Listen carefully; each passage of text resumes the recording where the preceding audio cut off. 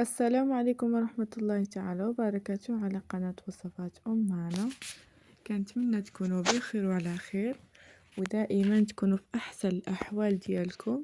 اليوم بإذن الله واحد الوصفة اللي كتجي زوينة بزاف ورائعة وكتليق لهذا الجو البارد وكتجي بنينة في نفس الوقت، اللي هي التقلية أولا الدوارة بالحمص. كتجي أكثر من رائعة، كتجي المذاق ديالها زوين بزاف وكتجي خاطرة ومعسلة، وحتى اللون ديالها كيجي زوين بزاف. واليوم بإذن الله غادي نقدم لكم جميع الأسرار ديال النجاح ديالها، واخا تكونوا مبتدئين غادي توجد معكم بسرعة وغادي تطيب بسرعة وفي نفس الوقت غادي تجي بنينة. كنتمنى تتبعوا الفيديو من الأول حتى الآخر وينال الإعجاب ديالكم، ونبداو على بركة الله بالمقادير ديالنا. بالنسبة للمقادير كما راكم كتشوفوا مقادير جد بسيطة متوفرة في كل منزل، بطبيعة الحال من غير الدوارة. عندي هنا البنات الكرشة اولا الدوارة اللي فايت ليا من قبل، غسلتها وقطعتها هاد القطع كما كتشوفوا تقريبا.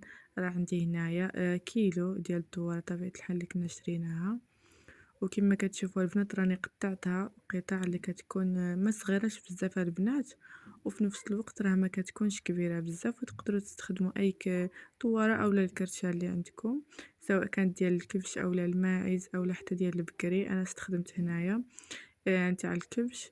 وكما كتشوفوا راه نضيفها بزاف طبيعه الحال من بعد ما غسلناها بالحامض والملح، ولا الا ما كانش عندكم الحامض تقدروا تغسلوها ولا تنظفوها غير بالليم. وكان فايت ليا من قبل وريتكم الطريقه باش تنظفوا بها الدواره وكتجي زوينه بزاف. وعندي هنا واحد الطماطم كبيره اللي حكيتها في حكاكه الغليظه بهذيك الطريقه كما كتشوفوا.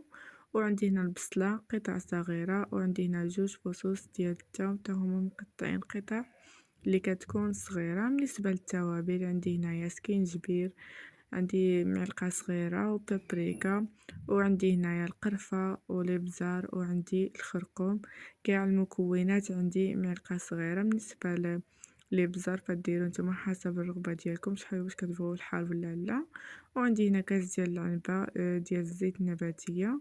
وبالنسبة للربيع قزبر ومعدنوس اللي فايت ليا من قبل قطعتهم قطع صغيرة، والملحة اللي كتبقى دائما حسب الذوق كنديرو غير شويه في الاول من بعد كنزيدو.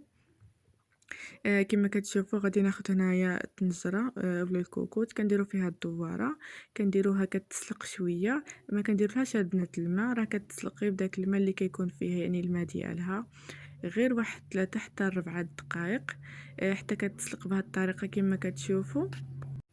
نحاولوا البنات ما نسلقوهاش بزاف، كاع الا كثرنا 5 دقائق وكنصفيوها داك الماء، راه حنا ما كنديرولهاش الماء نهائيا غير الماء ديالها.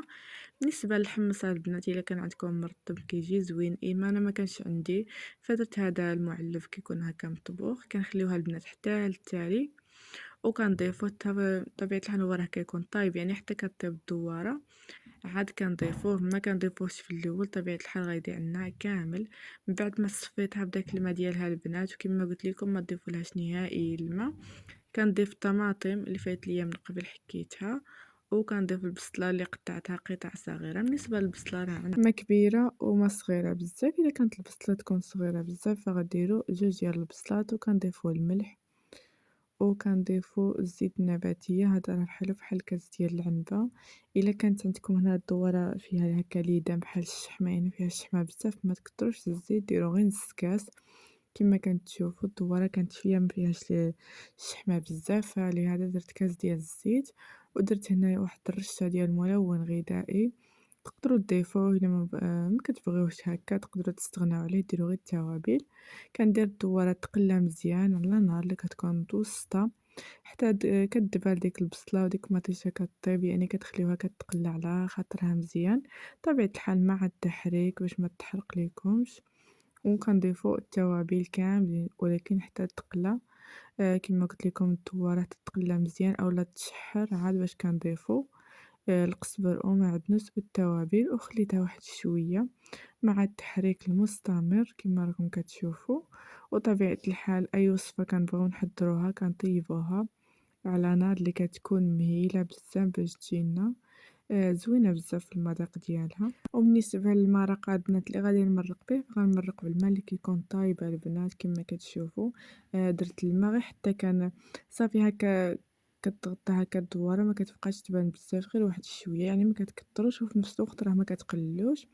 كنديروا المقياس، ودرت هنا الماء اللي كيكون طايب، تقدروا ديروا غير بالماء بارد الا كنتو ما مزروبينش بها بزاف باش توجد. الا بغيتوها توجد فيه السي كديروا الماء اللي كيكون طايب بطبيعة الحال، وكنخليوها كتغلي غير واحد شويه، حيت الماء اصلا كيكون طايب. وكنبلعوا الكوكوط ديالنا اولا على الطنجره، كنبلعوا عليها البنات حتى كطيب الدواره، يعني كطيب تماما.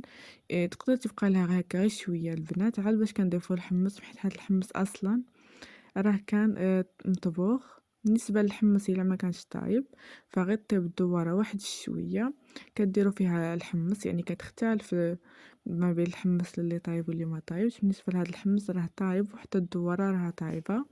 أنا درتها من بعد طبيعة الحال ما غسلتها، فكما كتشوفوا درت زلافة ديال الحمص، وكنخليها كطيب وكتجمر باش تعطينا داك المذاق ديال الحمص مع الدوارة اللي كيجي بنين بزاف.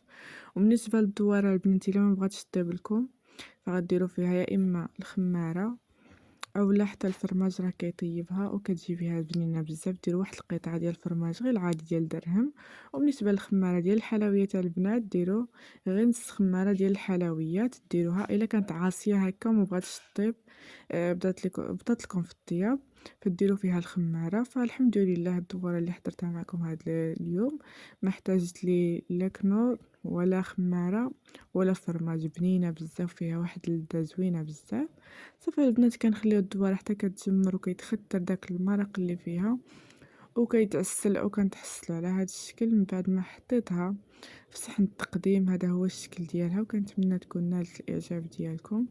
بطبيعة الحال كنزينوها بشويه ديال الزيتون اخضر، كيجي المنظر ديالها زوين.